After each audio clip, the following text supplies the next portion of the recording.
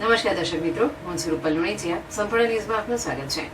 જૂના ડીસાની રાધે મંડળની ભજનિક બહેનો દ્વારા તૃતીય તુલસી વિવાહનો ભવ્ય અને દિવ્ય કાર્યક્રમ પાવનધામ હનુમાનજી મંદિર કુટિયા ખાતે ઉજવાયો હતો, જેમાં યુવા પત્રકાર મહેશભાઈ બારોટની સુપુત્રી વિષ્ણુ સ્વરૂપા કૃષ્ણના વેશમાં તો તુલસીના પાત્રમાં જયાબેન જીવરાભાઈ જોશીની પુત્રી પ્રતિકાત્મક રીતે સુંદર બગીમાં બેસી વાજતે ગાજતે ડીજેના તાલે અને સંગીતના સથવારે ભક્તિના નાદે સૌ ભાવિકો નગરની શેરીમાં ઝૂમી ઉઠ્યા હતા.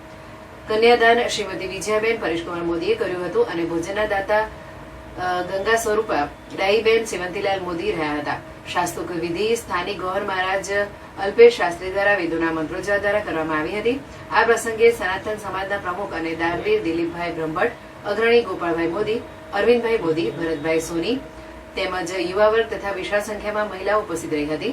મંડળના સંચાલિકા રાયબેન મોદી, દુર્ગાબેન દરજી તથા અન્ય બહેનોએ વડીલ નિવૃત્ત શિક્ષિકા કોકિલાબેન મહેતાના માર્ગદર્શન મુજબ કાર્યક્રમને સફળ બનાવવા અથાગ પ્રયત્ન કર્યા હતા.